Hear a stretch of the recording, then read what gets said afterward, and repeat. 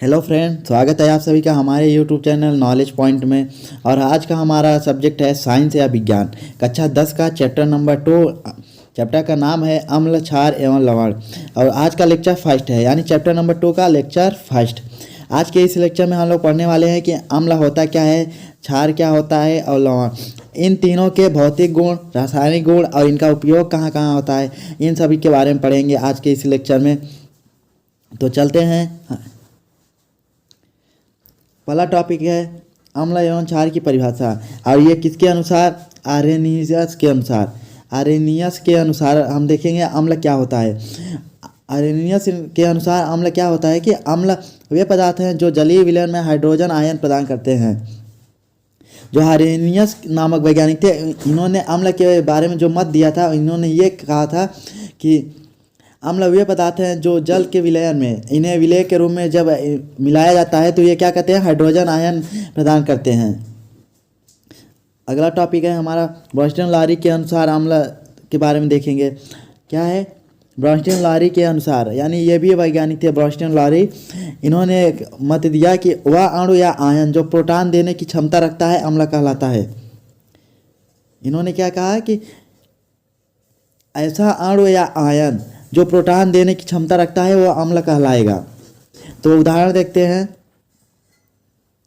NH4 जो है NH+4 का, इसका जो उष्मा या उष्मीय जो वियोजन किया जाता है या रासायनिक अभिक्रिया देखते हैं कि NH3+ में कन्वर्ट होता है, फिर यहाँ पे प्लस आयन दे देता है, ये वाला प्लस आयन।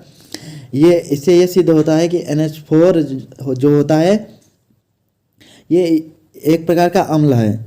तो नेक्स्ट चलते हैं। आर्हेनियस के अनुसार क्या देखेंगे, क्षार। आर्हेनियस नामक वैज्ञानिक ने क्षार के बारे में भी अपना मत दिया था। वो मत क्या है, क्षार वे पदार्थ हैं जो जलीय विलयन में हाइड्रोक्साइड आयन मुक्त करते हैं। यानी कि ऐसे पदार्थ जो जल में मिलाने पर, क्षार क्या होते हैं कि ऐसे पदार्थ जो जल में मिलाने पर, यानी जलीय विलयन जो होता है उसमें मिलाने पर हाइड्रोक्साइड यानी OH उत्पन्न करता है या मुक्त करता है, क्षार कहलाता है। अब इसके बाद हमारा अगला टॉपिक है ब्रोंस्टेन-लारी के अनुसार क्षार के बारे में भी। ब्रोंस्टेन-लारी नामक जो वैज्ञानिक थे उन्होंने क्षार के बारे में भी अपना मत दिया। तो वे पदार्थ जो अम्लीय पदार्थों को OH- आयन देता है क्षार कहलाता है। कौन सा आयन? वे पदार्थ जो अम्लीय पदार्थों को OH- आयन देता है क्षार कहलाता है। उदाहरण देखते हैं, सोडियम हाइड्रोक्साइड, पोटेशियम हाइड्रोक्साइड। फिर अगला टॉपिक है क्षार के रासायनिक गुण। शांत क्षार अम्लीय पदार्थों के साथ तेजी से क्रिया करके उन्हें उदासीन बना देता है। फिर अगला गुण है क्षारों में जल मिलाने से इनकी तन्यता बढ़ती है और सांद्रता घटती है। यानी जब जो क्षार होते हैं उनमें जब जल मिलाते हैं तो क्या होती है, उनकी तन्यता बढ़ जाती है और सांद्रता घट जाती है। और जो अगला हमारा पॉइंट है, क्षारों में जल मिलाने से इनकी क्षारीय प्रभाव कम हो जाता है। यानी क्षार जो होता है जब इसमें जल ड्रॉप करेंगे या जल को मिलाते हैं क्षार में तो इनकी क्या होता है, जो क्षारीय प्रभाव होता है वो कम हो जाता है। और फिर अगला पॉइंट है क्षारों के जलीय विलयन और पिघले हुए क्षार विद्युत के सुचालक होते हैं। यानी जो क्षार के जलीय विलयन होता है जिसमें यानी घुला हुआ क्षार हो, वो क्या होता है, वो विद्युत का सुचालक होता है। उदाहरण देखते हैं, सोडियम हाइड्रोक्साइड, पोटेशियम हाइड्रोक्साइड। फिर हमारा नेक्स्ट टॉपिक है अम्ल एवं क्षार के भौतिक गुण। अम्ल एवं क्षार के भौतिक गुण। अम्ल के गुण देखेंगे। पहला है इसका स्वाद खट्टा होता है। दूसरा है अम्ल नीले लिटमस को लाल कर देता है। उसके अगला है जल में घुलनशील होता है। उसके बाद है यह प्रायः रंगहीन होता है। क्या होता है, ये अम्ल के गुण थे। नेक्स्ट टॉपिक है क्षार का गुण। पहला है यह स्वाद में कड़वा होता है। दूसरा है यह लाल लिटमस को नीला कर देता है।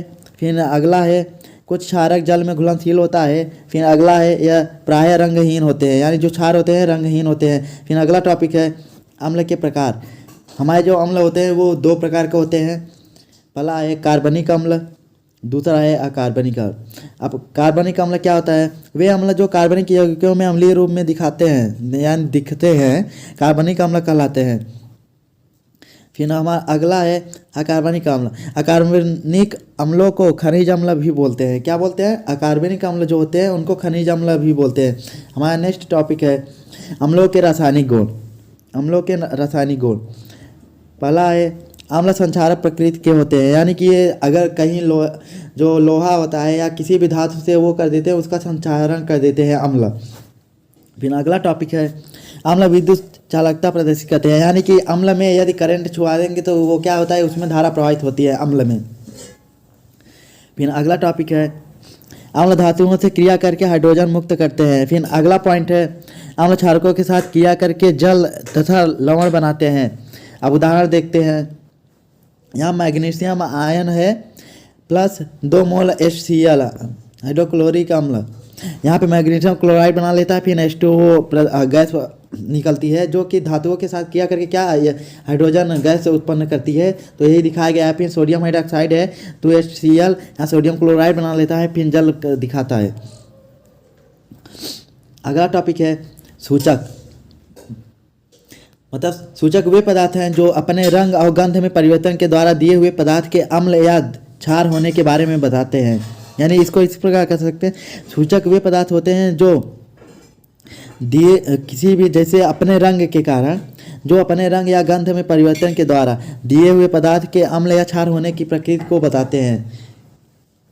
सूचक के प्रकार। सूचक स्रोत के आधार पर 2 प्रकार के होते हैं। जो सूचक होता है स्रोत के आधार पर 2 प्रकार का होता है। पहला है प्राकृतिक सूचक।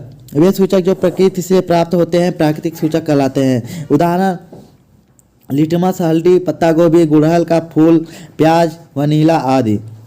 नेक्स्ट टॉपिक है कृत्रिम सूचक। कौन सा?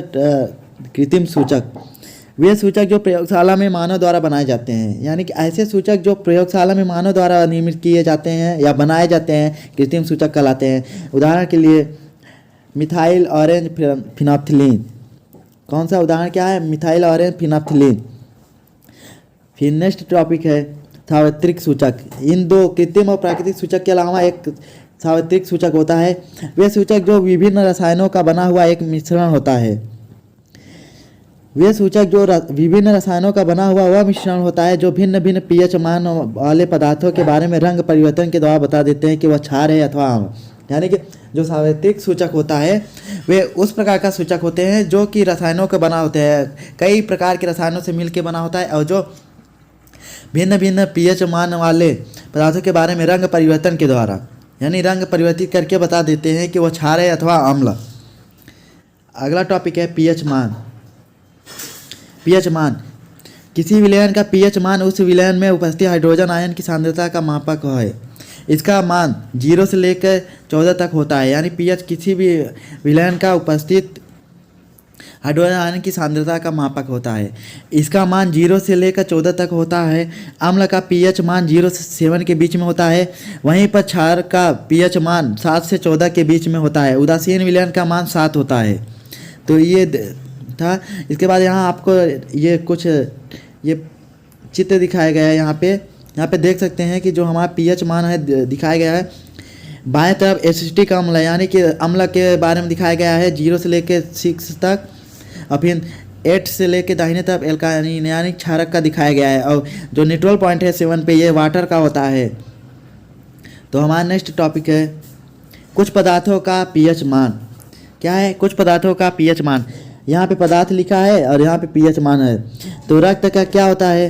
7.4 होता है pH मान। जठर रस का होता है 1.2 होता है। नींबू का रस का क्या होता है? 2.2 होता है। शुद्ध जल का 7.0 होता है। दूध का 6.5 होता है। दही का 5.5 होता है। साधारण नमक या विलयन का 7 होता है, 7.0 या 7 pH मान होता है। तो फ्रेंड आज के इस लेक्चर में बस इतना ही। मिलते हैं नेक्स्ट लेक्चर में, तब तक के लिए जय हिंद।